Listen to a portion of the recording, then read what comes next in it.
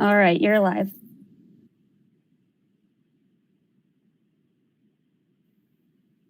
You're on mute, Sage. Good morning, everyone, and welcome to May's Housing and Community Development Meeting. I am Sage Turner, your chair. All council members and staff are participating virtually. For those of you out there with us today, thank you. Welcome.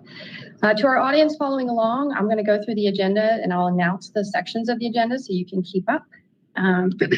We are streaming live on our Virtual Engagement Hub, which is accessible through the Virtual Engagement Hub link on the front page of the city's website.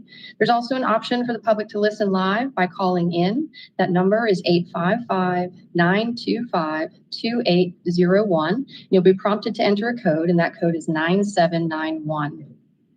For today's meeting, we'll have the option for people to call in and comment live.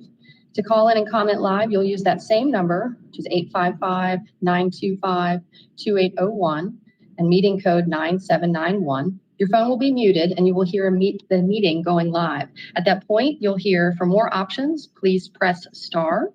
And pressing star 3 will allow callers to continue to listen live and join the speaker queue.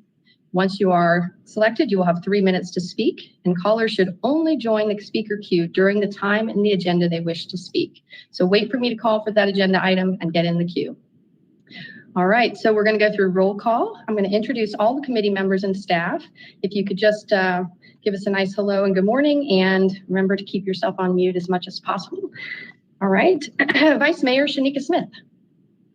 Good morning. Good morning. Councilwoman Antoinette Mosley. Hi, good morning. Assistant City Manager Kathy Ball. Good morning, everyone. Interim Community and Economic Development Director Nikki Reed. Hi, good morning. Community Development Program Director Paul D'Angelo. Good morning, everyone. Community Development Analyst Brian Husky. Good morning, everybody. And Homeless Services System Performance Lead, Emily Ball. Do we have Emily? I think Emily's on another meeting today, Councilwoman Turner, so it's going to be me doing that point in time count presentation. Great, okay, thank you. Okay, so let's get started with the agenda. We're at item number 1, which is the approval of the minutes. Did everyone have a chance to take a look? And are there any comments or questions or changes? Okay, hearing none, may I get a motion? I move to accept the April minutes. Second. Thank you. Okay, we'll do a roll call vote. Vice Mayor Shanika Smith. Aye. Councilwoman Antoinette Mosley. Aye. And myself, Sage Turner. Aye. Great, thank you. Okay, for those of you listening in, we're on item 2, community development and homeless updates. Paul, you have a thorough update for us. Would you like to kick it off, or? I'm happy to take any questions this morning. I know we have a busy agenda. If anyone has any questions for us, please let me know. I know I do not. How about the other members of the committee? I don't. Shanika? I do. I have a question, Paul. I read a correspondence from the Department of Treasury, and they gave some very specific steps on how to continue with our emergency rental assistance program. And they gave 9 steps, 9 points of guidance. And they talked about if any case the landlord would not participate with a rental assistance program, that a grantee could award funds directly to the renter. Also, that if the renter could not provide documentation required by traditional programs, rental assistance programs, that they would forfeit that and continue to fund directly and cut the time that they normally allot to contact the renter, contact the landlord. Do you know of any of those changes, and if they contradict with any policies of our rental assistance providers?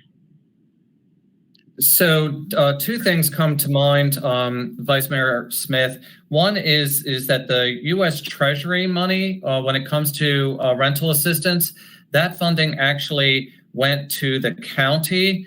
Our funding that we have is the CDBG COVID-related funding from HUD. So there's a couple differences there with where the funding comes from. The CV regs and CV guidance and emergency rental assistance guidance, we're getting additional information that's coming out almost weekly or bi-weekly that we're trying to keep up with. So my answer would that be is it's definitely something I can share with the county since their funding is coming from the U.S. Treasury. However, we're looking at all those types of regs and information to make sure we have in our CDBG CV policy when it comes to rental assistance, something that's fair and equitable. We're trying to keep up with that like others, but I can certainly reach out to the county regarding those Treasury specifics. Okay, I was just wondering because their strategic focus was pretty much like what the guidance we were given to avoid eviction and secure housing stability. Right. So even though there are different pockets of money, and this guidance just came out maybe 2 days ago, I'm almost wondering if it will affect the monies that Homeward Bound and Pisgah Legal are administrating for us. Take a look, and one of the great things is we're having weekly meetings with Pisgah and Homeward Bound about their funding. So I'm sure I'll make sure we add that to the agenda for topics of discussion next week. Okay, that's all I have. Thank you. Appreciate that. Paul, I do have one follow-up. I was looking at the Housing Trust Fund balance. Do we know if there are a couple projects that may or may not utilize the funds and those funds may be returning? Where are we in that process? So right now, I think we've got usually about every 2 or 3 months we meet with our finance team to review what that balance looks like. My best estimate at the moment is we have about $800,000 in our Housing Trust Fund. We are going to counsel regarding one of those older Housing Trust Fund loans to receive that money back, even though no money went out, but to officially receive that money. I think it'll put our balance at about $2 million, and I've got a meeting with finance before our next HCD meeting. It's that one of those meetings to verify the balance. Regarding the Pineview Housing Trust Fund loan for the 12 condominiums, that development team is struggling as well with development costs. And they are looking at coming back in June with some discussion items about the best way for them to move forward. But right now, they are not anticipating at this present moment to having to return those funds for home ownership. But with all of that, it has to do, I'm sure, as you all know, with the cost of construction right now, unfortunately. Yeah, $8 2x4s are not helping. Thank you for that update. And it looked like on my way into the office this morning, 360 Hilliard is coming really along. It looks like they might be done really soon. Do we know a target opening date or anything? I know we said spring, but I think we're looking at sometime in July, give or take, and hopefully the information there on how to not only live in one of those units, but particularly the affordable units. But yeah, really exciting to see that and other movements on other properties here over the last 12 to 18 months to see, as you all saw in the work session, with a little luck, hopefully 373 affordable units. And we really appreciate city management and council's assistance with all of that. It's exciting to see the builds happening. It is. It's wonderful to open doors. That's all for my questions. Thanks for the thorough update. Anything from the other committee members? I do have a follow-up question concerning Hilliard. Are there any conversations about acceptance of housing choice vouchers? Mm-hmm. Yes, and a great question. And yes, they've already had a meeting with the Housing Authority several months ago with David Nash and the Housing Authority about accepting choice vouchers. I can't remember if in their agreement it was required or strongly suggested, but I was really pleased. The Cashinger Group actually reached out to set up that meeting first before we prompted it. So I do believe they're planning on accepting housing choice vouchers. I want to say that it was 10 of the units, but I could be wrong. But I remember that discussion a while back, a couple years ago. I can that look it is up while we're in the meeting too. great. All right. I think that is it for item number 2. Thank you for the updates and great questions.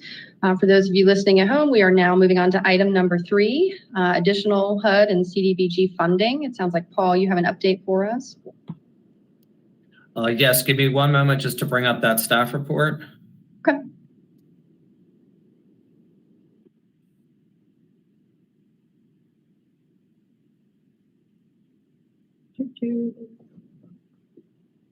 I have it here too.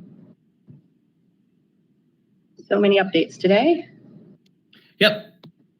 So thanks for the patience there. So as you all know, with things moving very quickly, we are here this morning to look for authorization to submit an updated 21-22 annual action plan to the U.S. Department of Housing and Urban Development with that action request to take this to council. The city originally received our HUD allocation notice with approximately 1.13 million in CDBG funds and 1.37 in home funds that would begin on July 1st, usually going to HUD contract and contract with our subrecipients sometime in October in a normal year. And city staff moved that forward. I believe that was approved by city council at the May 8th city council meeting, if I'm getting that corrected. That'd be correct.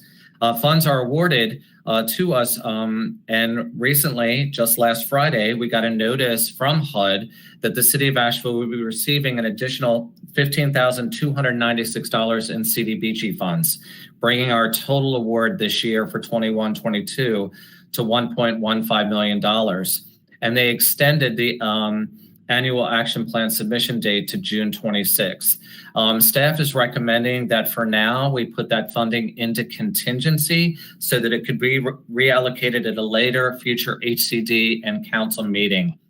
With us just getting that notice last Friday, it's a really quick turnaround to be able to figure out exactly how we could use that funding, whether it's for the public services cap and the projects there or the other economic development and housing services. Usually we come back at a later date with HCD funding when we have an official count on the program income for the year. So we're suggesting just simply to move that $15,000 into contingency so we can get our plan submitted in time and then bring back how we divide up that funding at a future date. Just so everybody knows, our citizen participation plan that we have talks about how we work with HUD funding and what's a substantial amendment. This is not looked at as a substantial amendment for this small award amount, so there's no public hearing and those types of things. But again, looking for a recommendation to take this to council on June 8th, moving the funding into contingency, and happy to answer any questions. Okay, so you need action from us. Any questions or concerns from committee members? After we move it into contingency, how much time do we have to decide where we'll actually assign the money, or what concept we have to fund? We can always sure, we can always go back at any kind of point to amend our annual action plan. What we're probably looking at is coming back in August or September to make sure that we can allocate or reallocate those contingency funds so that by the time we go to contract with our subrecipients in October, we've got solid final numbers. So we're looking at coming back in August or September just to move that, have a smoothest possible year. And just as a FYI, the last couple of years between COVID, government shutdowns, et cetera, this is the closest since I've been with the city that we've come to an actual normal HUD allocation year. So we're excited to keep this moving forward. Great, thank you. That timing sounds fine. The only other thought that came to mind is when we deal with the SPF.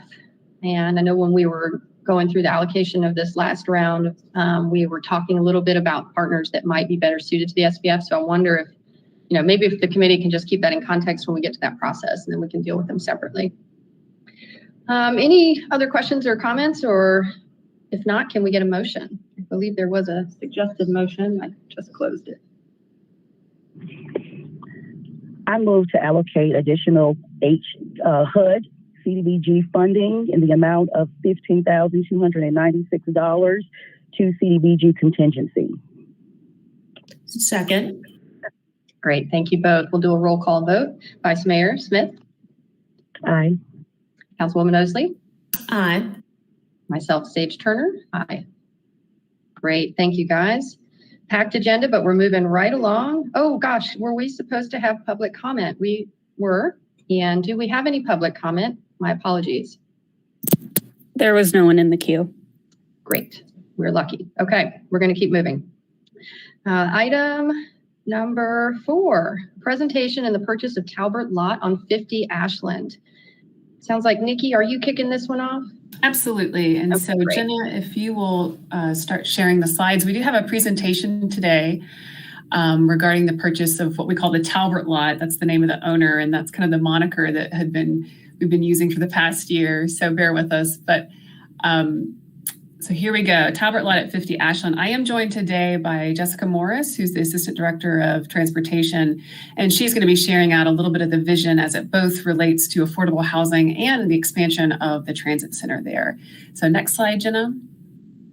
So yeah, today we'll cover location, we'll give some background, we'll talk about the opportunity with the property, as well as the transit-oriented development concept. We'll also speak to some due diligence work that we've done, talk about funding and next steps. Next slide.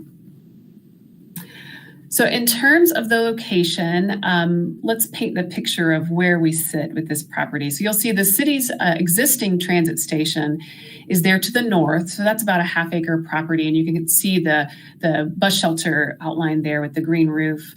You'll see that the property, the Talbert lot, is located directly adjacent to the city's existing transit station there. It's a combined acreage altogether of 1.5 acres when you look at the size of the city's transit station, the size of the Talbert lot itself, as well as the driveway there that the city also owns that opens to Cox Avenue. So really the location is one of the key benefits of this property, is that the location was really instrumental with the proximity to the existing transit station. Next slide. We also wanted to explore the history of the property and really understand how this site was located relative to our city's past. We did see that this site overlaps with a former redlined area. So you'll see, I think, the same outline there of the transit center, and you'll see that this property was in the top northwest corner of the former redlining maps. This property, however, was not included in the urban renewal of East Riverside. That was the closest urban renewal project in proximity. But nonetheless, we just wanted to point out the property's history as part of our equity lens in reviewing this site. Next slide. So a bit of background. So we went back through our master planning efforts, and in 2009, the Downtown Master Plan identified this site as a redevelopment enhancement opportunity, given that the use has really been parking for quite some time. And then in 2018, the city actually began a lease of that site for parking, really to serve downtown workers with a reasonable monthly parking rate. And at that time, we also began negotiations with the owner on a potential purchase of the property. And then last summer, this really all came together, where we finally came to terms with the owner and went to council to seek approval for entering into that contract. So in 2020, the city entered into contract with the property owner at a sale price of $2.5 million, at that time based on a fair market appraisal for the site. We also were encouraged by council and by city management to really seek partnerships for this property, with the idea being the expansion of transit services as well as affordable housing. It presented a unique opportunity. And so at that time, while under contract, we also began conversations with Dogwood Health Trust about their interest in partnering on the acquisition of the property to support affordable housing in a key location. And so we were excited that in 2020, they agreed to fund half of the acquisition cost at $1.25 million. And we'll show that on another slide when we look at the funding sources. And so here it kind of brings us to today. So we're bringing this forward to the committee today for action, in that we will need to go to council on May 25th and request the ratification of the Dogwood Health Trust grant, as well as to allocate the funds for the city's purchase. And so if authorized, then we would look forward to a closing by the end of June. Next slide. And so at this point, I'd like Jessica Morris, I'd invite her to speak because I think she might be able to really talk about the property opportunities and concepts as it relates to the affordable housing and the transit opportunities. So Jessica? Good morning, everyone. Jessica Morris, Assistant Director of the Transportation Department. We're very excited about this opportunity to purchase this facility or this lot because we have a great opportunity here to make a better transit center. I'm not sure how many folks have been to our transit center. It recently did receive a renovation, but it was mostly an aesthetic renovation, and it didn't add any square footage to the property. And so the property itself, as it stands, is very constrained. It doesn't have a whole lot of space for the public, both in the waiting areas and on the platform. And as we continue to expand our transit system, we are going to be in desperate need of additional space for passengers, for our employees, et cetera. And so this is a great opportunity for us to secure some land directly next to our existing transit center that we can expand on this great amenity for downtown. And of course, in doing so, we're looking at examples of what other places have done. And a lot of communities are making these types of facilities a mixed use type of facility. And so that's where the concept of adding affordable housing comes into play. Next slide. So here's just some photos of different examples of transit-oriented development. So as you can see, these projects have a lot more to offer than just a transit center and transit access. Many are including things such as affordable housing. They may include community spaces, meeting spaces, retail spaces, restaurants. And so what we have really is a blank slate. And so there's a lot of opportunity here for envisioning with the community what we could make this site into. Next slide, please. And here's just a couple more examples. Next slide. Nikki, do you want to do this part? Sure thing. So I'll talk about the due diligence work. So part of our city process when we're looking to acquire property, especially a property of this scale, this expense, and this type of long-term investment for the city, we do a significant amount of due diligence work on the front end before the decision is made to acquire the property. So in this case, that included both a geotechnical investigation as well as an environmental site assessment. So the good news here is certainly that the environmental conditions proved to be very much acceptable and very much in line with what you would expect for typical downtown urban lots. So we're excited that there is really no recognized environmental conditions, that's the technical term, for this property, and pleased about that. The geotechnical did come with some caveats, and that's something that we wanted to outline specifically in the staff report. So with the geotechnical investigation, that really examines the soil conditions and examines the soils on site. And really what's important here is that when we look to build a multi-story building, you want to make sure that the soils can handle that loading. And so that's what we test when we do geotechnical testing. And in this case, what we have learned is that the soils in this property, specifically on the southeast corner, are going to need some conditioning in order to handle a building of that scale. So we actually looked at a multi-story building, really wanted to look at a robust size just so we could ensure that no matter how many floors of load on that property that we could look to handle that. So for testing purposes only, we looked at up to a 10-story building, really to examine that loading that would create and what would need to happen with these soils in order to handle that loading. The cost that would be added to do the soil conditioning program would be about $500,000 to handle a building of that size. So we really wanted to ensure that despite that premium, that staff could feel confident in and asking for the approval to purchase. We looked at the costs of locating this site elsewhere, the benefit of having existing city property here, and also just knowing that with real estate prices being what they are in downtown, we felt that despite this premium for the soil conditions, that we still would recommend the approval of the property at the current price.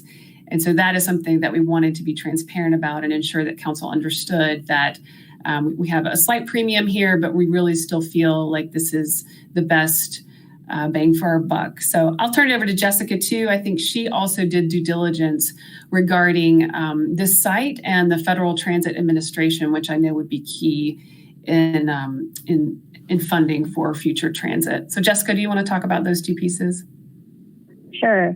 So we anticipate that we would apply for grant funding through the FTA for whatever future project comes forward. And so with that, we have to, even though we're not using federal transit grant funds for the purchase of this property, FTA considers the purchase to be part of a larger project, and they want to be involved on the front end whenever we think we're going to do something related to transit and transit administration funds. And so early on, we contacted our FTA Region 4 office, told them about what we were looking at doing and purchasing this property. And so they worked with us to do some of the very initial steps that would be required. And the big one is starting the NEPA analysis, which is the National Environmental Analysis. And so they determined, and we have a determination letter that this project, even though we don't know exactly what it will be, it's not going to have a significant impact on any environmental resources. And so we do have a categorical exclusion from the FTA for NEPA on this project. We still have to complete a Section 106, which is a historic resources analysis. And as soon as we close on the property, we will continue through that process. And essentially what that's looking at is the historic buildings that are in the vicinity and making sure that this future project wouldn't have any impact on those. Next slide.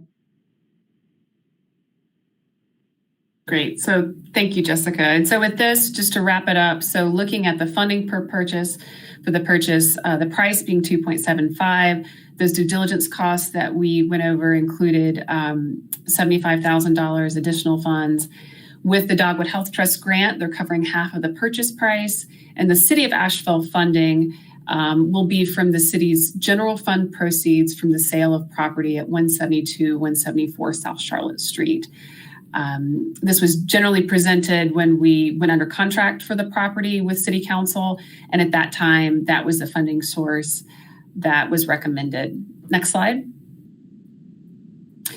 So in terms of next steps, so short term, looking at that budget amendment and grant gratification at City Council next Tuesday, that would then position us to close at the end of June.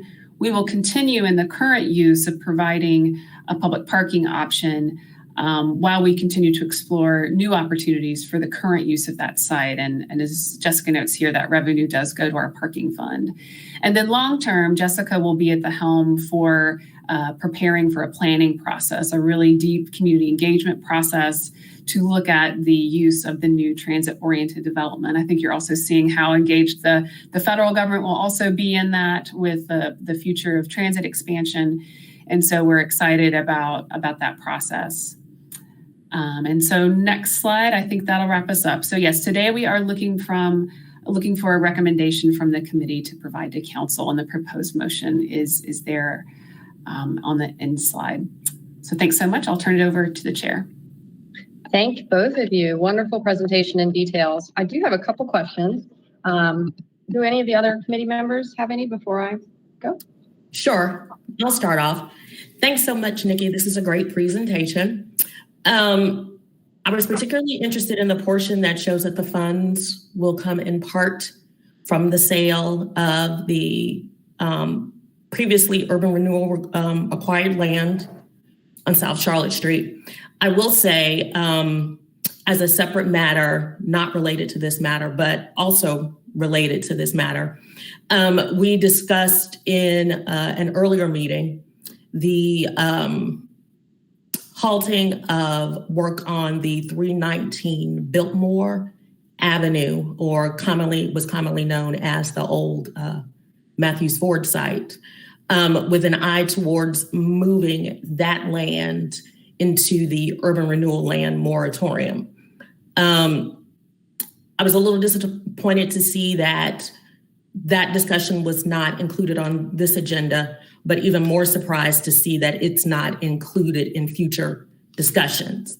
So with that being said, I'm having a really hard time voting to move forward with a purchase of more land without a clear understanding or a commitment about what we're going to do with 319. While we see the redlining map, no discussion has been given to the possibility of perhaps killing two birds with one stone, moving forward with transportation, but in a property that is so highly valued in downtown, we can still do affordable housing and have it be urban renewal related. My fear is that the more we move forward with purchasing for things not related to urban renewal, the more we gentrify our area, and our neighbors, particularly those neighbors who look like me, fall farther and farther behind. I would appreciate any discussion on that. May I ask a clarifying question? I want to make sure I followed. So are you, I understand you have concerns that we haven't ratified other discussion points on 319. Are you suggesting that the Talbert lot actually be also moved into the moratorium? We will see what happens with 319. Again, what I specifically asked for in an earlier meeting was a monetary delineation of the economic impact of urban renewal and redlining to the African American community. When I see that, I will be in a better position to understand or to get a feel for what else is needed. So Council Member or Chair Turner and Council Member Mosley, one thing that would be really helpful for us is if you all could give us nods, or we could get a consensus from the committee on a direction forward on this. I apologize that we have not moved forward with clear direction, Councilwoman Mosley, because you have mentioned this before. I think what we failed to do is to get a consensus or take a vote or get nods from the three committee members. So that's not exactly true. We all three in the last meeting indicated that we wanted information about 319 as it related to the fiscal impact.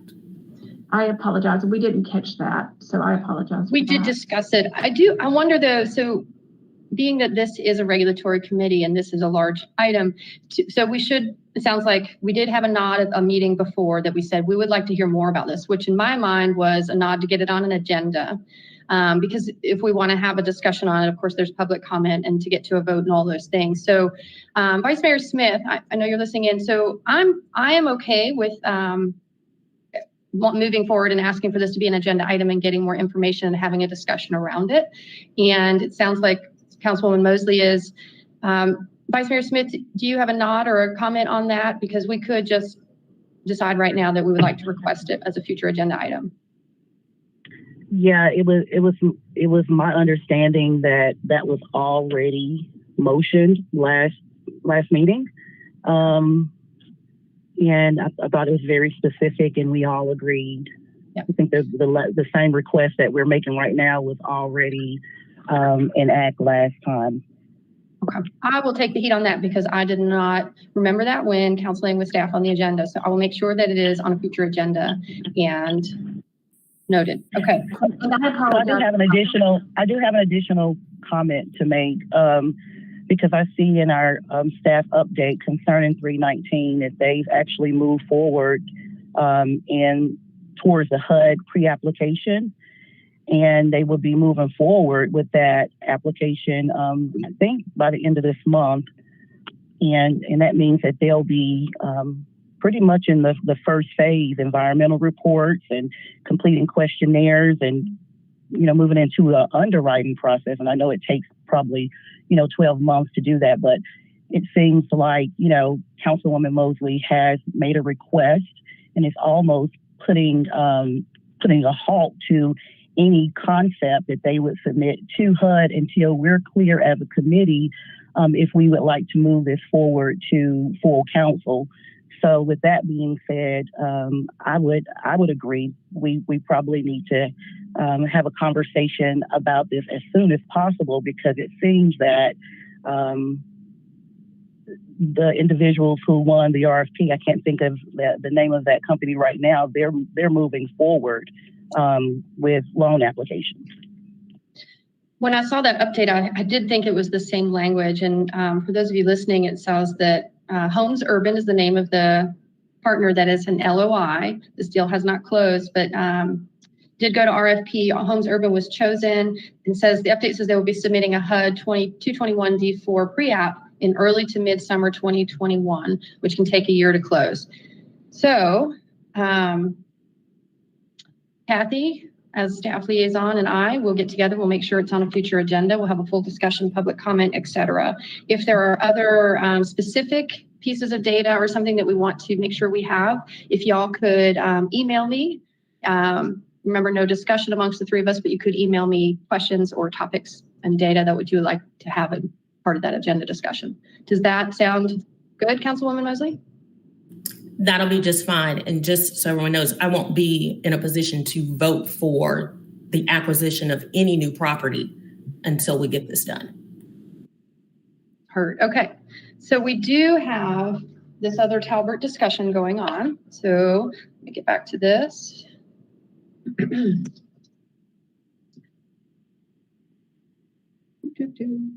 Second.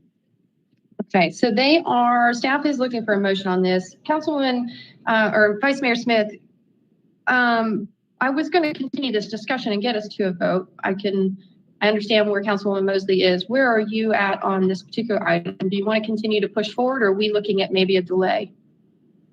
Well, I do have a clarifying question. And I'm not in a position to,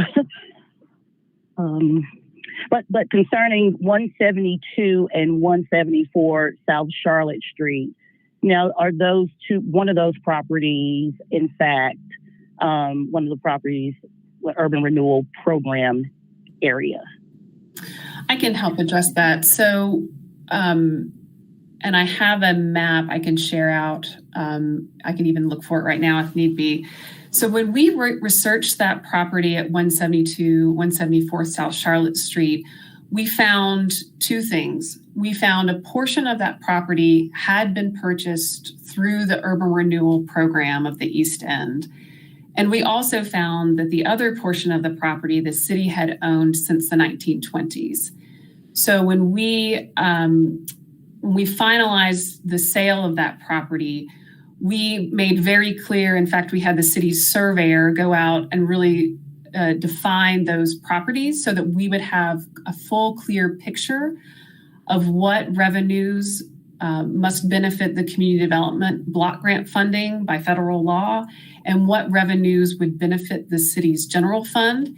And so again, those strings are property that the city had owned since the 1920s that was purchased through the general fund, and so sales proceeds benefit the general fund, and vice versa. The properties that had been purchased through urban renewal those funds have to benefit CDBG. So today, what we're asking for, these funds that we're discussing for this purchase are the general fund proceeds. And I know in HCD in the past, we talked at length about the CDBG portion of those funds, which were ultimately used to purchase 65 Ford Street in Deaverview. And so you'll recall there was a lot of discussion around that portion of funding for that property acquisition.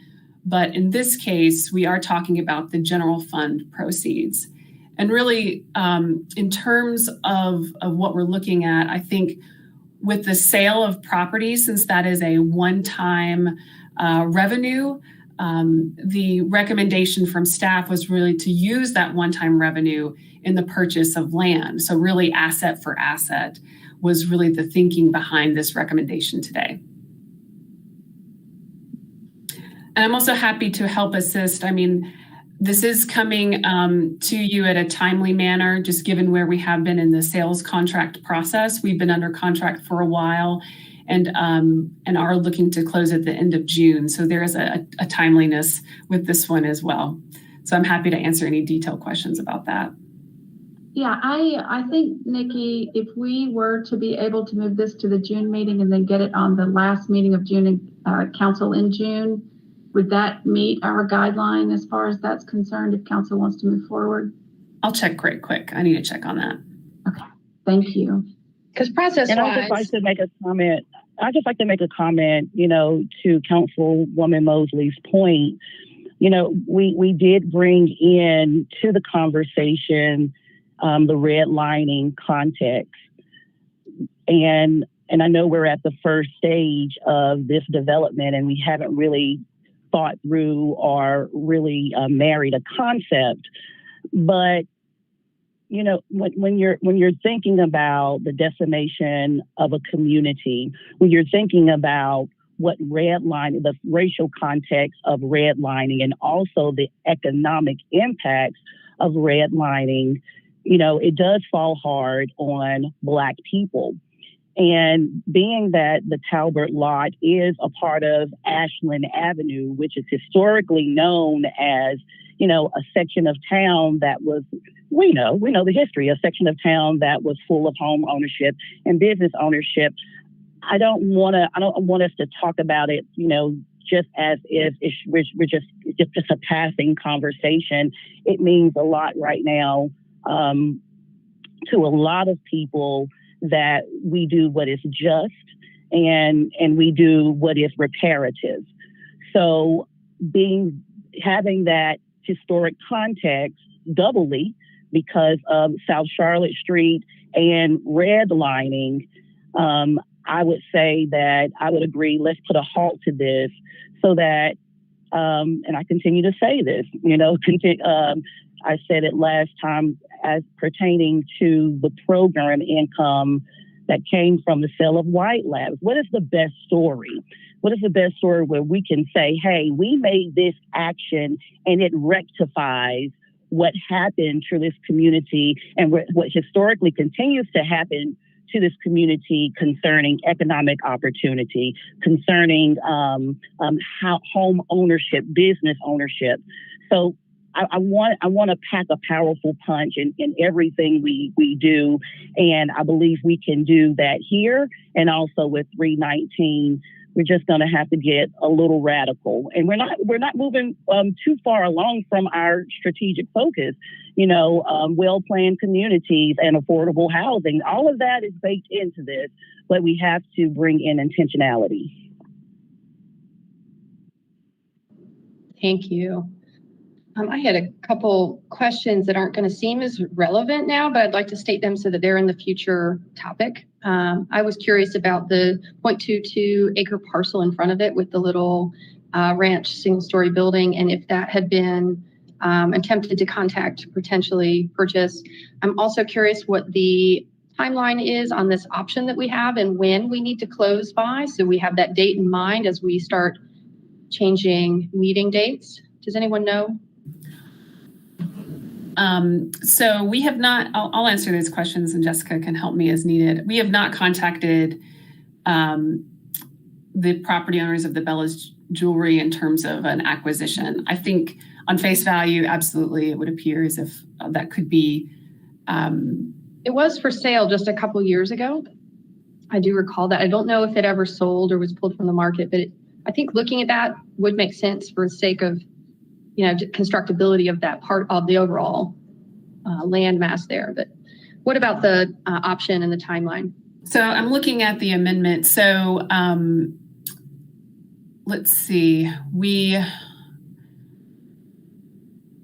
entered into the purchase contract in December, and then our examination period does expire May 31st with a closing on June 30th. And effectively what that means is we were coming today and going to council toward the end of the month to meet that timeline of being able to provide notice of our intent to close by the end of the examination period on May 31st. Thanks. Are there any built-in extensions available?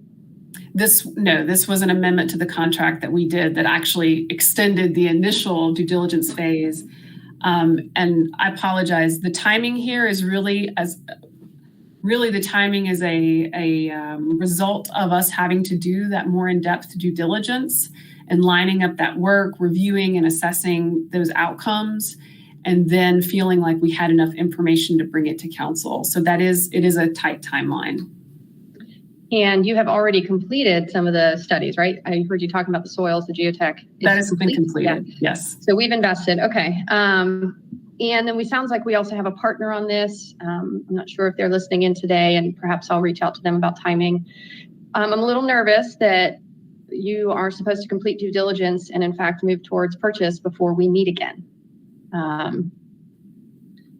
And I'm not sure how to handle that because it's pretty clear that this committee is saying come back June, and that is after your date of moving into a contract. That's a little bit sticky, y'all. How would you like to proceed? I don't think that we're going to hear this and vote on it today other than to move to June. What are the ramifications on your end? Well, don't we always have the option of calling a special meeting just to handle this as soon as we have all the information? And I would say let's lean on that option because we do have that as a privilege. So the other option, I'm going to ask Janice Ashley on the call from legal, because it is possible to move forward to council without a majority vote from the committee. Obviously, it's not preferable, but it is an option of doing that. I think what I would ask Nikki and Janice is about, Nikki, when would we have to have another called meeting in order to meet the timeline? Like, what is the latest we could have a called meeting and still meet the timeline? Yes. Is that for Nikki, or can you hear me? This is Janice. We can hear you. We can hear you. And I apologize. I'm traveling, and so I am listening, but that's why I'm not viewed on the screen. But I think Nikki has the time frames. I can talk a little bit about the acquisition process, if that's helpful. Well, it sounds like, Janice, just one second. I think what we're talking about is whether or not we have time to call a special meeting. And if the due diligence period ends on the 31st, then we have about 13 days to have a special meeting. That 31st is a Monday. So basically we have next week. I'm not opposed to this, and I could meet next Tuesday.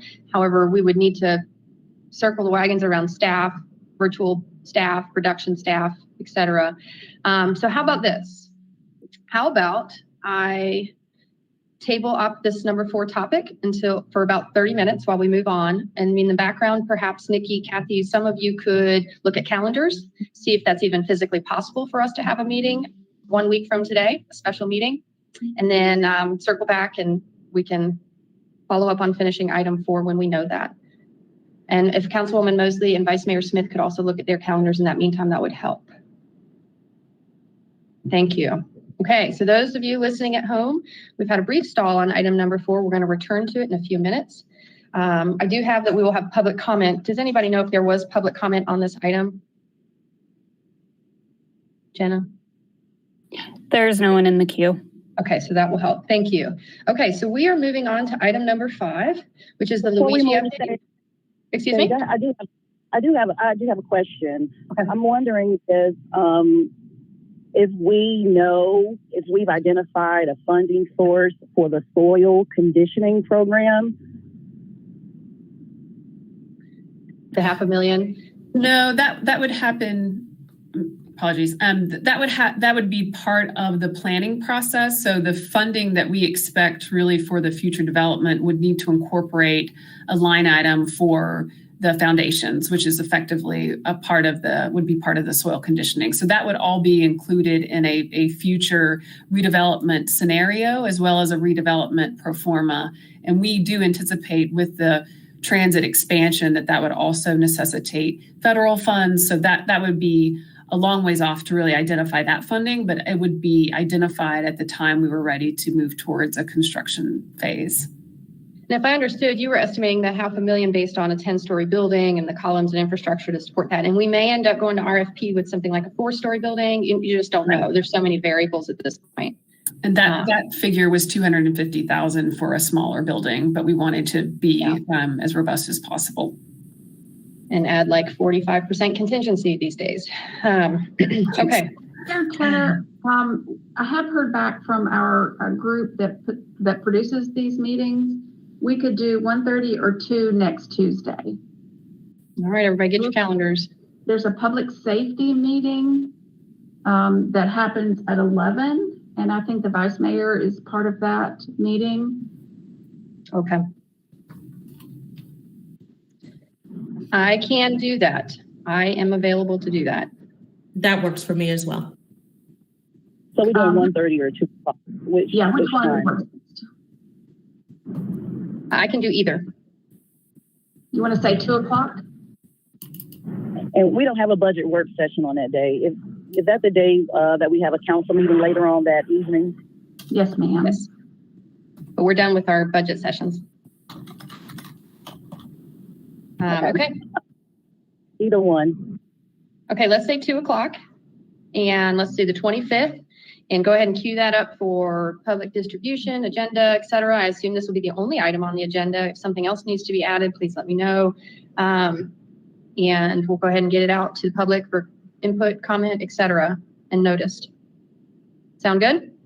Thank Okay, way to you create a plan. Thank you, everybody.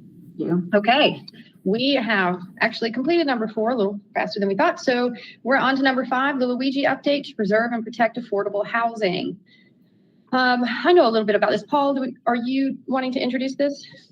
Yes, absolutely. And good morning, everybody. Again, Paul D'Angelo with Community Development. I am having some internet connectivity issues. So right now, hopefully I'm on screen, but I have my backup. If I get kicked off, Nikki or a fellow teammate, if I get kicked off, please let me know and I'll immediately hop on my headset. So everyone should have the staff report in front of them. And just to give a little background here, the city community development, community economic development team has looked for ways to produce, preserve, and protect affordable housing. As you saw at the January 26th work session, we're trying to do our best on that producing affordable housing, but it's often come to our attention on how do we preserve and protect affordable housing, particularly if you're talking about naturally occurring affordable housing, apartment buildings that may be in play for sale or purchase. And right now, what's happening is there are a lot of investment dollars that are available for developers, property managers, et cetera, who want to purchase apartment complexes or a portfolio of apartment buildings. What we've seen recently, when we get contacted about some property, immediately the next day we'll usually get a call that a cash investor has come in, purchased that property, no chance for kind of partnership or anything regarding affordability. So in thinking of this with the team and having conversations on how best to do this, and how do we actually get ahead of this with the cash buyers and find ways to partner with our developers who are still interested right now with the investment dollars on the street and the possibility of social equity investors that are also available to add affordability. The City of Asheville Community Economic Development Team looked at a way to update our land use incentive grant, not just for the new construction, but also for the purchase of a market rate building that they would be interested in changing to some level of affordability. So that is the item we've brought forward for you today. So it only took a few changes to the land use incentive grant to actually include changing market rate to a affordable mixed income community. Again, with the 20-80-20, where we're asking at least 20% of the units be affordable to individuals or families at or below 80% of the area median income for at least 20 years. So as an example, if a developer wanted to use the land use incentive grant now to purchase a 100-unit apartment building, we would ask that, and using a Luigi, we could get 20 of those affordable at a minimum within 2 years. We may even get 6 to 10 of those, depending on the vacancy rate, almost immediately versus waiting for new construction to happen, which can often take 2 to 3+ years. And so the changes of note in the policy simply have to do with adding this as an eligible use for a land use incentive grant. We would just grant back the tax value of the building itself, not the land value.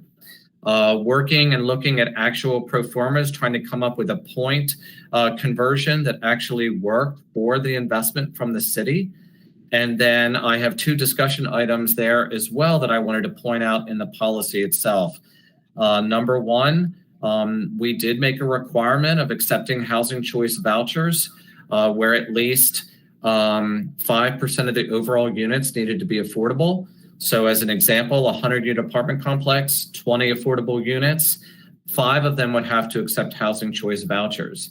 Is there an opportunity that we would want to change that to 50% of the affordable units must take housing choice vouchers? So we would be adding in that additional request. Also, in talking with our equity and inclusion department, if you see towards the bottom, I believe, on page 6, how, when it comes to equity, are we doing a job to better outreach that these units, affordable units, are available? And exactly what does that look like? So working with equity and within our department, a lot of the discussion happens around outreach. Who are we outreaching to discuss that these units are available? So we came up with a minimum of 8 folks that we would ask the developer to set up meetings with, where we would be copied on, so that we know that they're reaching out to the Housing Authority, Homeward Bound, Mountain Housing Opportunity, Habitat, Thrive Asheville, Neighborhood Association. Looks like I put Thrive Asheville twice, so I must have been having a good day with Thrive Asheville that day, and also any churches within a quarter of a mile. So it was our attempt on that outreach that before the units become available, that they're outreaching thoroughly through the community to make sure that we're reaching folks in need of affordable housing. Habitat might seem like a strange choice. However, they might have folks on their list who aren't ready to purchase a home.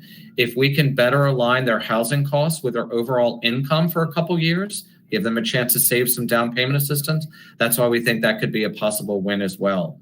So with that, it's an opportunity, I think, to get more affordable units and more quickly. Budget-wise, we do have a budget for land use incentive grant. I think looking at this, the budget, when we grant that funding back, could need some additional funding at some point, but that would be a fiscal impact. And I'm happy to answer any questions. I hope y'all don't mind that I steered a bit away from the staff report, but I wanted to give you a holistic story here on how this is working in the market at the moment. Paul, I'm pretty excited about this. I think, it was just last year, a developer that was looking at Asheville said to me, well, certainly it's easier to just buy an apartment complex that's already built and lower the rents. And I thought, man, that's a much faster way to get affordable housing. So this is the kind of opportunity that would create, and also on a singular landlord level. So I appreciate the creativity here. My questions are around what happens when an existing apartment building that is fully rented does something like this, or even one unit? I can't imagine that we would evict the existing tenant. So are we trying to brainstorm around that income verification at termination of lease, or this actually transitioning if we go this route? Any ideas? So can you hear me okay? Yeah. Yeah, okay. I think that Sage actually froze a little bit on us. Oh. You. Thanks for noticing my panic there, Kathy, with my headset. So right now, if somebody purchased, vacancy rates in Asheville right now are about 6%. So if somebody purchased a 100-unit apartment complex, there could be a good chance that 6 units are available right now. We could immediately move in 6 affordable folks. No one by any means would be evicted out of this apartment complex, to be clear. No evictions would happen. But through natural movement, as units became available, the property owner, the developer, would move in affordable units up to that agreed 20 units at a minimum that would be affordable and, of course, all verified through our compliance standards at the City of Asheville.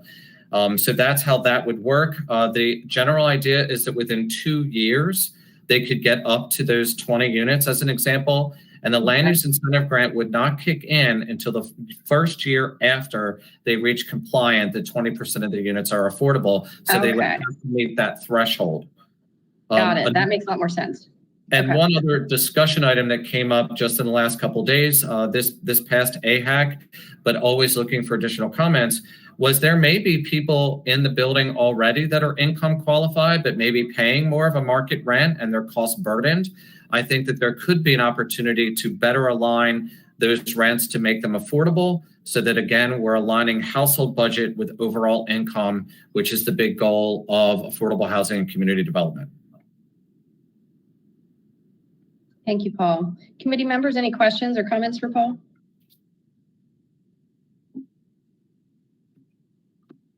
Okay. I am not seeing a suggested motion. I'm going to try and throw one together. I move that we amend the land use incentive grant policy to, hold on, let me get back to this. I'm sorry. One document at a time here. I apologize. I didn't have a motion in there. No worries. We can do this. So I move that we amend the land use incentive. We recommend to council to amend the land use incentive grant policy. I'm going to reference today's document according to the update provided today. Second. Okay, and I think Janice is listening. Janice, if that does not qualify as a legitimate motion, speak up now. I'm going to go to roll call vote. Vice Mayor Smith? Aye. Councilwoman Mosley? Aye. Myself, Sage Turner? Aye. Great. That's just fine. I was listening. You did a Thank great you, job. Janice. I appreciate that. All right, that completes item number 5. Back to the agenda here. So I meant to do this at the beginning of the meeting. For a process today, I would like to suggest that we switch item number 6 and 7 in order so that we may hear from Brian and the point in time count before we move to days in. I don't think I necessarily need a motion on that, but are the two of you okay with that, committee members? That's fine with me. That's fine. Okay, great. So we are going to jump past 6 and move to 7 right now. The point in time count and Department of Housing and Urban Development update. And I believe we have Brian Husky with us to update. Yeah, that's right. So, Jenna, if you could bring up our slide presentation, that would be great, please. Excellent. And you can go ahead and jump to the next slide, if you would, please. First of all, thanks everybody for giving us the opportunity to chat about the results of our point in time count for 2021. Going to kind of cover this pretty quickly. I know we have a really full agenda. So just the basics on the point in time count. It is a requirement of the U.S. Department of Housing and Urban Development for our continuum of care funding that we get, which is the only dedicated federal funding that we receive in the community targeted specifically to address homelessness. And so this point in time count, along with a variety of other activities, it's something that it's a requirement not only in the legislation that created the continuum of care, but also in the Code of Federal Regulations. As you all know, the City of Asheville serves as the lead entity for continuum of care funding for Asheville and Buncombe County. The point in time count information, we also use it in our consolidated plan per federal regulation. It's a fairly standardized process. HUD has very specific ways that they want communities to conduct these counts every year. It always happens across the United States during the last 10 days of January. We only include those folks who meet the HUD definition of homeless in the count, and we count both unsheltered and sheltered individuals. I do want to mention that because of the pandemic, HUD made available to communities this year a waiver that would have enabled us to skip the unsheltered portion of the count. But we knew that the pandemic had had a profound effect on our homeless population this year. And so we did not opt to get a waiver, and we instead proceeded and conducted what I think was a very successful unsheltered count in addition to the sheltered count. Next slide, please. So what does the point in time count tell us? I really can't overstate this, and I want to thank our colleague Jonathan Jones, who originally came up with this particular comparison. So the point in time count is exactly what it says it is. It's a snapshot. It's a single point in time, which it's a useful tool to kind of monitor trends over a long period of time across the country, but it's nothing more than that. So here we have a picture of a car. Well, it's a blue and white car. It's a Volkswagen. It has a luggage rack. We don't know where it's located, where it's going, where it's coming from. Does it even run? How much gas is in it? Where was the car yesterday? Where will it be tomorrow? Do we know who owns it? Who drives it? Who parked it in this location?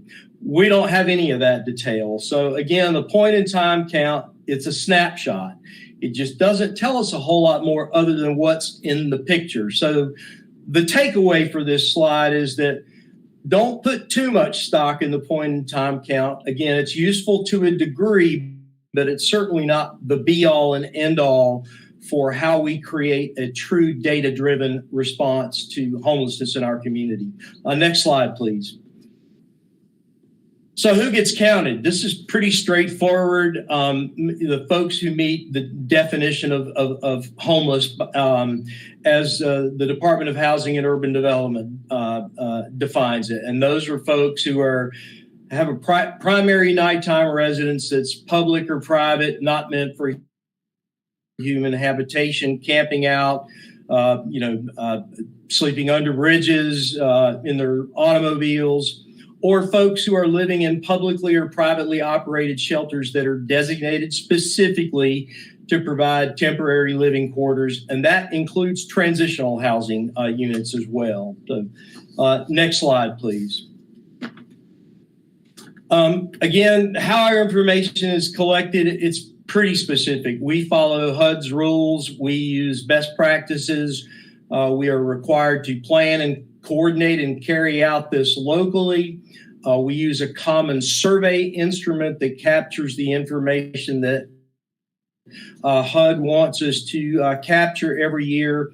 And then all of that data is entered into the local homeless management information system so we can deduplicate any potential folks that we might have two sets of information on. So next slide, please. So the sheltered count part of it, it's pretty easy. We use data that is already collected in HMIS. That's the primary data source for the sheltered point in time count. And again, that's emergency shelters and transitional housing projects that participate in HMIS. We use comparable data sources for projects that are not participating in HMIS. For example, domestic violence providers are not able to participate in HMIS by statute, so they use a comparable system. We extract information or they provide information that they extract from that system to us. And then the data collection, it mirrors the information that we collect on the common survey that we use for the folks that we are counting who are unsheltered. So next slide, please. So the unsheltered count, Emily and I felt really good about this year's unsheltered count, despite all the challenges that we had related to the pandemic. We had more than 40 volunteers this year, including plenty of people who work for the city of Asheville. Several people that had been part of counts for the last few years participated. We did some changes this year in how we mapped across the county. I think we did a much better job of that. We used a variety of sources to create that mapping, including information that the police department provided to us about where they'd gotten complaints. We got information from our outreach teams. We got information that was generated from citizen concerns and complaints. So we had a very, very specific geographic mapping system, and we were better able to deploy appropriate amounts of volunteers to locations where we knew there were going to be hotspots. Again, we do training on this every year. We train folks who have not participated previously on the standards, the election procedures, on protocols for privacy and safety and security.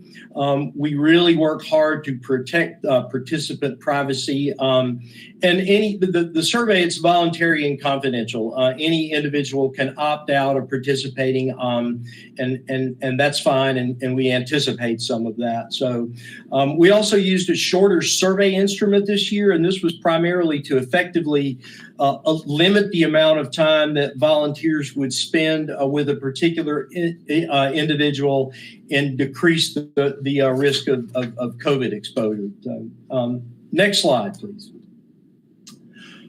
So the bottom line, we counted 527 people experiencing homelessness this year. That's about a 3.66% decrease from 2020. It's a 9.14% decrease from our 2019 count, which was at 580. We did see, again, this year, an increase in chronic homelessness. Our chronically homeless population comprise about 29% of our overall homeless population. And the increase is largely attributable to the fact that some people just age into chronically homeless status because we can't get them housed quickly enough. If you're homeless for 12 consecutive months or a total of 12 consecutive months over 4 distinct periods in the preceding 3 years, you'll meet that, and you have a qualifying disability, you'll meet that chronic homeless definition. But we have people that sort of age into that status simply because they've been out there for so long. We saw a 13.8 decrease in veteran homelessness this year. Asheville is incredibly well resourced to address veteran homelessness with Veterans Administration supported housing vouchers. We have an excellent VA medical center with a homeless services team that is just one of the best ones in the United States. We have the Veterans Restoration Quarters at ABCCM that does a great job with our veteran homeless population. And we have a very functional coordinated entry system for veterans. So, that contributed to a decrease in veteran homelessness this year. As expected, we had a pretty big jump in unsheltered homelessness, and this shows just the impact of the pandemic on homelessness. Shelters had to decrease capacity in order to effectively implement social distancing within their facilities. And so we anticipated this and saw a pretty big jump in the unsheltered count. And so the visibility of our unsheltered population was a lot more acute this year. And I think we're all understand that and are aware of that. We did see a jump in youth homelessness this year. Just facilities, decreasing capacity had something to do with that. But that was a big jump. We had 15 folks last year, and 29 folks that were in the youth category this year. So that's a big jump in a single year. Traditionally, youth and family homelessness has been less than 10% of our overall homeless population. We did see a decrease in family homelessness this year. It was 70 families last year. It was down to 53 this year. So, that's certainly an improvement. But fortunately for Asheville, youth and family homelessness is not comprised a large percentage of our overall homeless population. Next slide, please. So let's talk about the elephant in the room here. So 30% of people identified in the 2021 homeless point in time count were Black, Indigenous, and people of color. That number's been pretty static over the last 10 or 12 or 14 years. It's pretty much the same all over the United States of America. People of color are disproportionately represented in our homeless population. Asheville is no exception. Again, that 30% number, it's been pretty much the same in Asheville for a lot of years.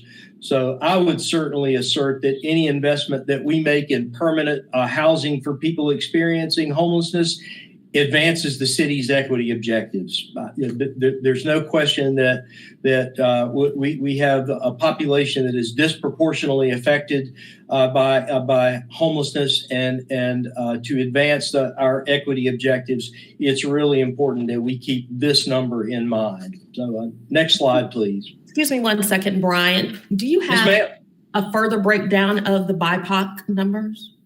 We do, and I can certainly get that to you. I don't have it at hand now, but in the data that we submitted to HUD, the demographic detail is broken down even further. I think Emily may be back on the call now. Emily, if you've got any specific information on that you want to share, but we're happy to dig down deeper into that and get that information to you.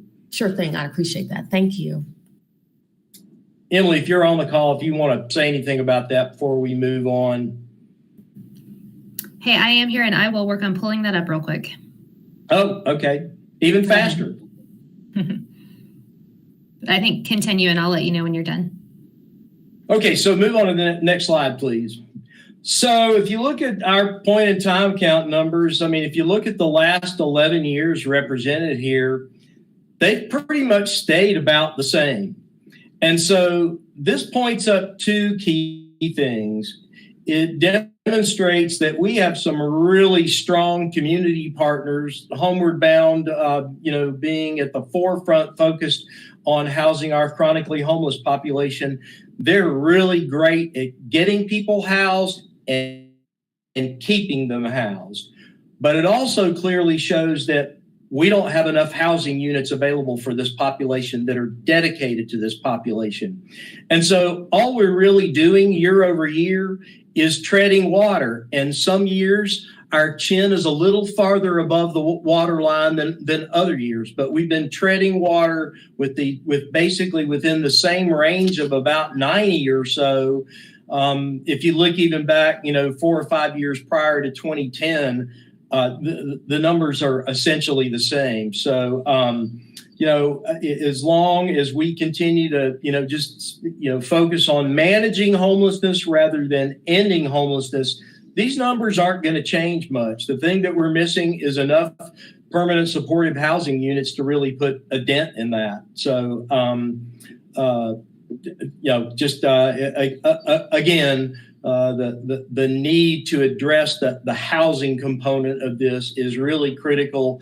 And I heard Norm Suchar, who is the director of the Special Needs Assistance Programs at the Department of Housing and Urban Development, say very specifically on more than one occasion over the last year, if you want more continuum of care funding, get more people housed. That's really the key to it. So next slide, please. Brian, I have a question. You brought up Homeward Bound. Brought up Homeward Bound, so I just wanted to ask my question. Homeward Bound has another list count, and it's called by name list. I'm wondering how that count is different from this.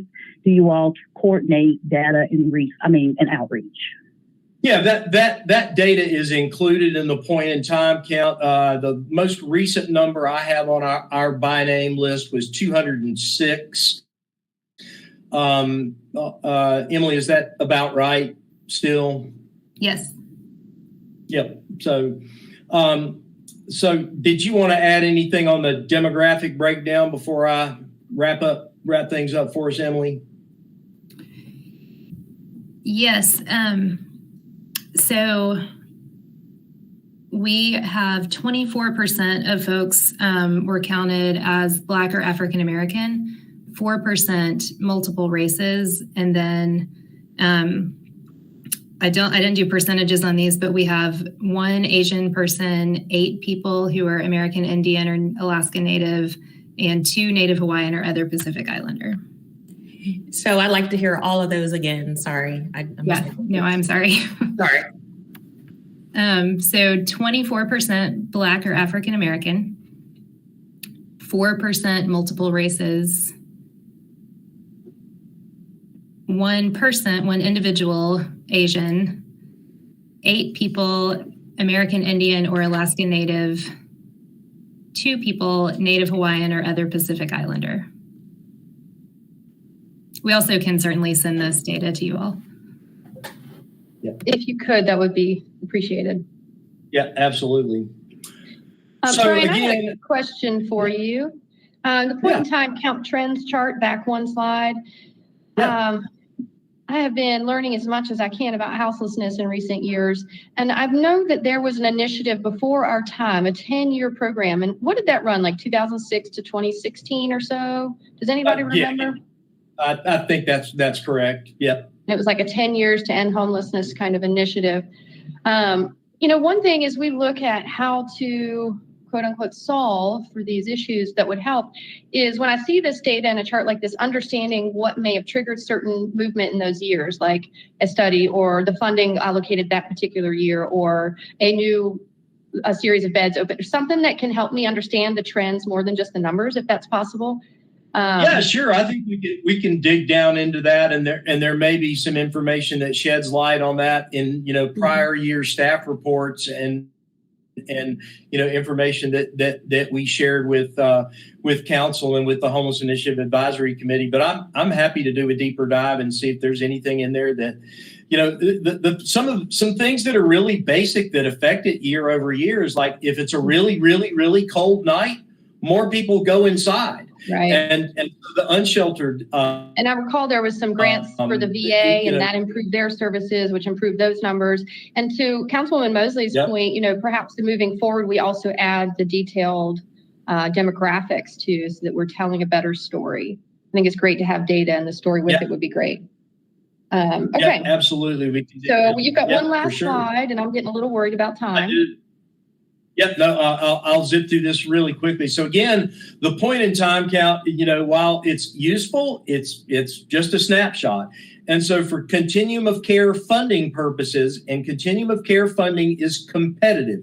We compete with 406 continua of care across the country for this funding every year.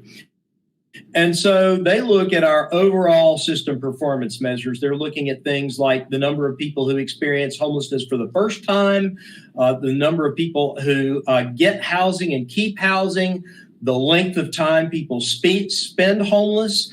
They look at increases in income once people do get housed. And they look at the number of people who return to homelessness after they've been housed.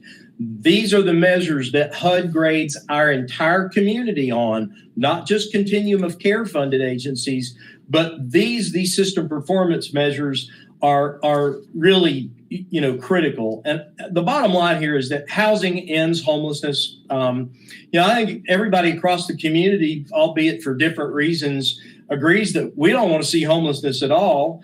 It depends on who you talk to, what their reasons may be, but we really want to end homelessness. We have a synergy here with a lot of federal resources coming down the pike, some projects that are already in the works here. And we really do have it within our grasp right now to end chronic homelessness in Asheville. But the only way we're going to do that is to aggressively support the development of more permanent supportive housing opportunities. So I'm happy to entertain any other questions. It's actually a great segue into our next agenda item. I appreciate all this information, Brian, and for being here today to present it and getting it into a presentation form that can be shared with the public. Any questions for Brian? Okay, thank you so much, Brian. And thanks again. Thanks for being here. And thanks to Emily for chiming in and digging up that information real quick. And I see Meredith Switzer has joined us, and we are moving on to, back to item 6, which is Homeward Bound Days in Purchase and Grant Request. And we have Meredith Switzer here, who is the Executive Director of Homeward Bound. Thank you for being here, Meredith. And before we even start, just a big thank you to all, for you and your staff and all you have done this year. I know that y'all have been going above and beyond to help during this crisis, and we certainly appreciate you. Thank you so much. So as just a matter of process, did you want me to go ahead and just give an overview of the project and then allow Paul to talk more in depth about it? How would you like this to I think work? It'd be great if you introduced it. That would be wonderful. And then we can go to Paul, and there is a staff report. There's a lot of information in your files, ladies, and we can roll with it. Thank you.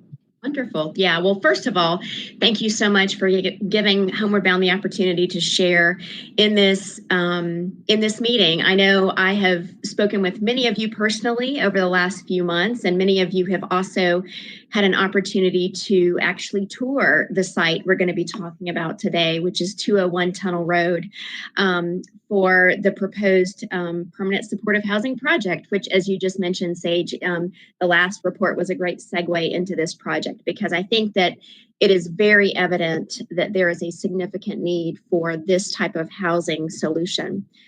Just a very brief mention of our mission at Homeward Bound. Our mission is to prevent and end homelessness through permanent housing and support. And we have been working really hard in all of the areas around homeless services and housing, of course, as Brian mentioned a little while ago. We believe, like Brian and like all of you, that the way to end homelessness is to provide housing and housing solutions. Homeward Bound works with primarily with those who have the highest needs, those who are the most vulnerable in our community. And I think that COVID-19 has made it abundantly clear that those who are most vulnerable have needed the greatest support during this pandemic.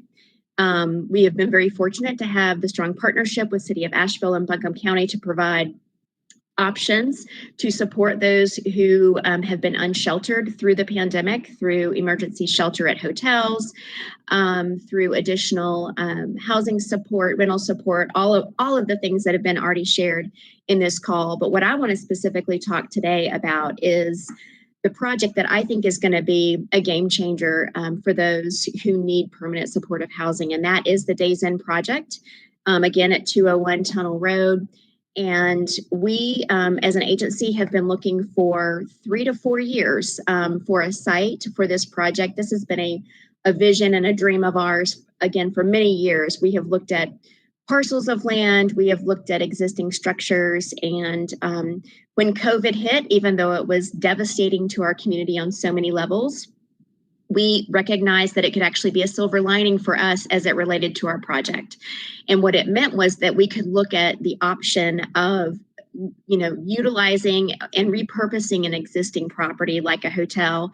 Obviously, in a hospitality-driven economy, hotels, especially early on in COVID, were really impacted by the impact of COVID, because if you can't travel and you can't gather, then hotels can't host you. And so we recognize, because of the economic impact to the specific hotel that we ended up choosing, allowed us to make that offer. It was an affordable option that was not available to us before, and it felt more socially responsible than building a new structure, taking an existing property, building it out. We also recognized the timeline would be faster. What's really exciting about this property as well is that it's located on almost 3 acres, so it has some green space. And as you know, green space is important to our mental health, our physical health, and we wanted that to be an integral part of this development. And as you can see, Paul is, or someone, thank you. It looks like Paul has shared the presentation. This is the site. Again, it's an existing hotel. It's actually still operating, so they have not closed the hotel. We went under contract in October of 2020. And we have been conducting due diligence since that time very actively. I can tell you that we have about 4 committees that meet around this project as it relates to various aspects of the project. We have a property committee and a subcommittee that is focused solely on the design of this property and how we want to repurpose it. I mentioned the fact that there will be green space. It will also have on-site security 24 hours a day, 7 days a week, on-site case management. What's really unique about this particular project is that we don't have anything like this in our community at this point. There are certainly other models across the country. There is a model in Charlotte. You may have heard of Moore Place, which is run by previously run by Urban Ministries. I believe they have a new name now. But we have a very close partnership with them, and we luckily have been able to benchmark against the Moore Place project. And their agency is also about 6 months ahead of us on a hotel conversion, just like our hotel conversion. So we've been able to benefit from what they've learned in the process, and of course the fact that they are a little bit ahead of us in terms of the timeline. What's also exciting is that they're using the same development partner, McKibben Places, so it's made our process much easier. We don't have to dedicate quite as much time in some of the conversations because they've already figured out a lot of the details for us, which again has really benefited us. We have a capital campaign consultant that we are working with and have been working with for about 5 months now, Sims and Steele, who is well versed in this work and more importantly, raising significant dollars for impactful projects like this and how they are going to change the landscape of a community. We are also working with real estate consultant John Spake, and our design partner is Row House Architects, and they've helped create the renderings that we have to date. We will continue working with them once we've acquired the property, which we are hoping will be in July. We are targeting July as the month to close on the property. We will very quickly begin working more closely with our architects to really get down to the finer details of the project. I know I just gave quite an overview of what that project is like. Again, I know many of you have been to the site and you've had a chance to receive a copy of this presentation, but I would love to either turn it over to Paul or entertain any questions, whatever you all would prefer to do next. Sure, and thank you, Meredith. Great job and exciting partnerships. Just bravo. Okay, so we're looking at an estimated schedule here. Oh, we're moving around. There we go, okay. Paul, did you have anything you wanted to add from the staff report side, or do you want us to go into questions and comments? I think everyone should have the staff report in front of them. I'm happy to answer any questions. The presentation is linked to the staff report for city management and council for any questions that they might have, or the public. Right now, they're looking for a $2 million investment into this project for acquisition, recommended by city staff, and just very excited to see permanent supportive housing in this scale to be a part of the solution towards homelessness, which is housing. So I'm happy to answer any questions. Okay, Councilwoman Mosley, I saw your hand go up. Well, actually, I don't have any questions just yet, but I did want to take the opportunity from one Tar Heel to another, Meredith. Thank you so much for your hard work and dedication. And in case we don't have the opportunity or you don't come before us before August, I wish you the very best in your future endeavors. Thank you so much. I really appreciate that. Okay, so the wolf pack in me just kind of shuddered a little, but it's okay. We can Y'all still be keep it friends. blue. That's funny. Okay, so I had a question. Meredith, I think I'd asked you this before when I did a tour of the site, so maybe a little repetitive, but great for the public. When this happens and gets open, it won't just be like you take everyone in right away, right? It'll be stages and moving, and you're going to update the space to include the wraparound services. My question is there a way to move swifter through this process? And I say that, I know respectfully, this is a huge leap for your organization. When I toured it, I was thinking, okay, this is great. It's already furnished. I know you want to update some things. You need the wraparound services in the conference rooms and your offices to relocate. But since you're going to be staging people incoming, I'm wondering if the renovations could be staged, and all to say, can we get folks in here before it's cold this winter? That's a great question. We have, the plan has been to complete all of the renovations before we move people in, because recognizing we want to have a stable community and we want to do it in phases, but we also want to make sure everything's ready to receive residents. But that's certainly we can continue talking about. As you know, renovations take a while. Unfortunately, we can't just close on the hotel in July and then start moving people in. But we can certainly look at the design and the timeline for that. What we are projecting is that we would begin just the renovation phase of our capital campaign and then the work itself, and then be ready to move our first clients and residents in by the end of 2022. But I certainly think that we can continue having conversations. Obviously, once we own the property, we have a lot more flexibility in determining some of the answers to those questions, being able to be on site and have more control in terms of how we are addressing this project. That's great. Thank you. And I know the entire construction industry is a little crazy right now as we are in a housing boom and it's hard to get labor and things are taking longer. I can certainly understand that. I just wanted to encourage us to help people as fast as we can. Right.